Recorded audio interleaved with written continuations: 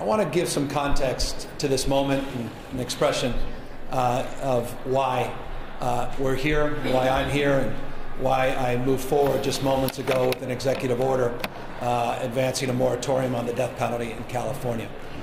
This has been a 40-year journey for me. This is a journey that began with an introduction of an elderly man named Pete Pianesi. He was about 10 or 11 years old, and my grandfather introduced me to Pete. My grandfather had made it a life pursuit to address the injustice of Pete's arrest and prosecution for a crime he did not commit. Pete later became known as the bum rap kid.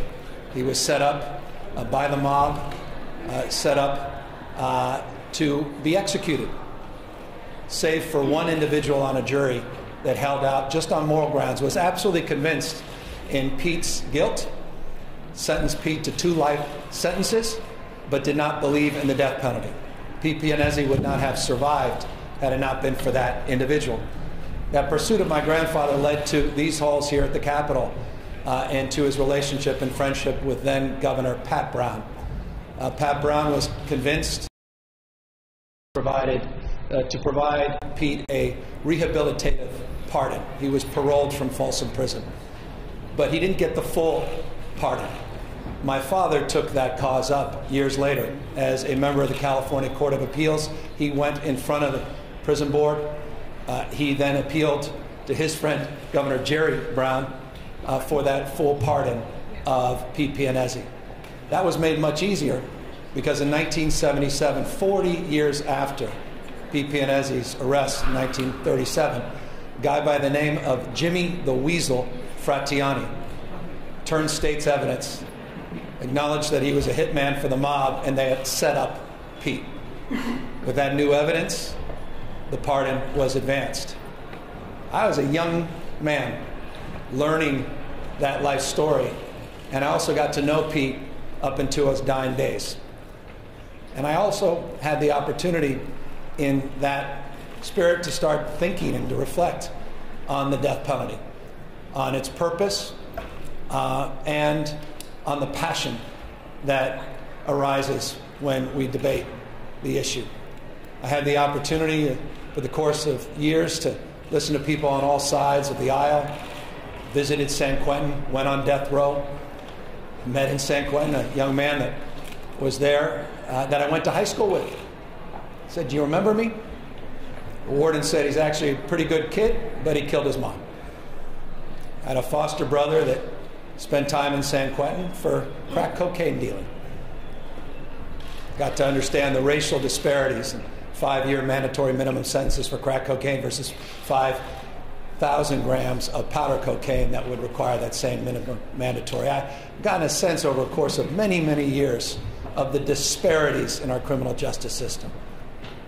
I've heard from experts that have laid claim to what I think is a fair assessment of our criminal justice system, that it's a lot better to be rich and guilty than poor and innocent. We see those disparities manifest in reforms, and we see those disparities manifested in our politics every single day. We're living in an environment where we're seeing the manifestation of a lot of this politics, the politics of fear, the politics of anger, the politics of grievance. Very familiar to all of us here in California. I lived through the super predator generation. 3 strikes and you're out. We went to this mass over-incarceration, and now the pendulum's swinging in a new direction.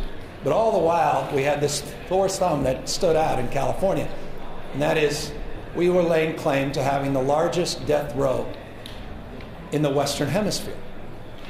The largest death row in the United States of America, 2 times the size of the next largest state, Florida. And it didn't necessarily square, and doesn't necessarily square with, I think, the values that are represented in the folks behind me and represented in the hearts and minds of tens of millions of Californians.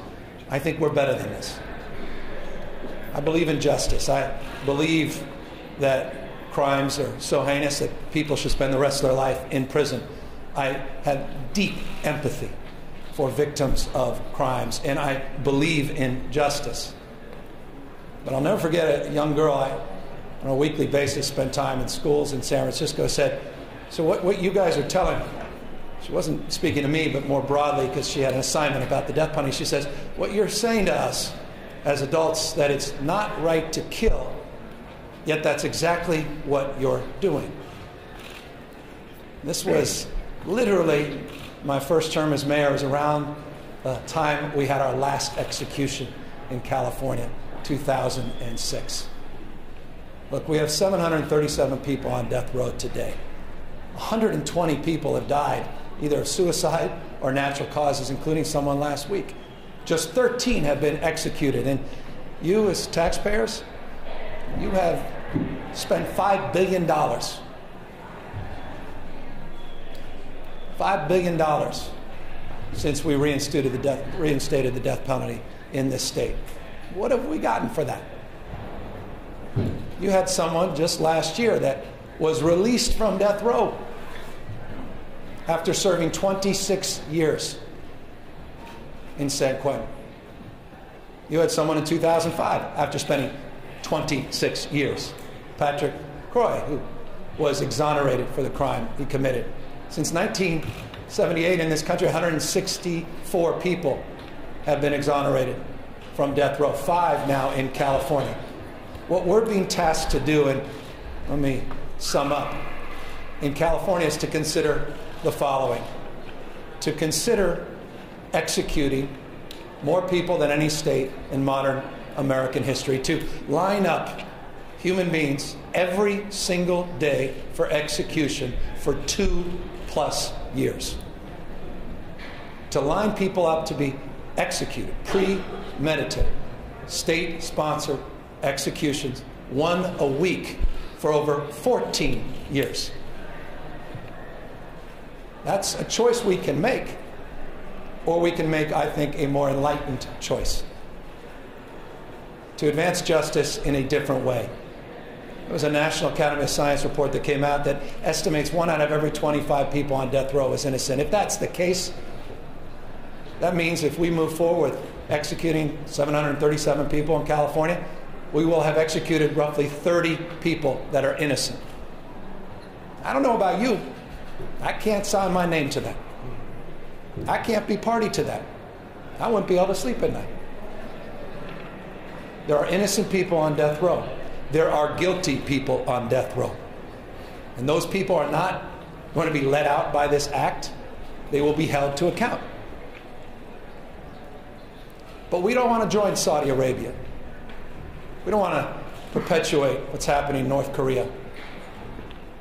We don't want to be part of what's happening in Iran and Iraq and China, Somalia, Pakistan, and Egypt. By the way, those were the countries, those last 5, that joined the United States of America in executing more of their citizens than any other nations on planet Earth. 3 out of 4 nations in the world know better and are doing better. They've abolished the death penalty. It's time California join those ranks. So I did this with a heavy heart, with deep appreciation for the emotions that drives this issue. And I did it with the victims in mind. And let me end with this. I have sat down this last week in a very intentional way with victims that represents all sides of this issue.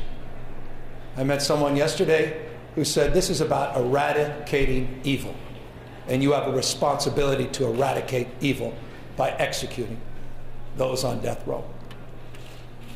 I met a mother who said, how dare you? You have no right to do this to my family.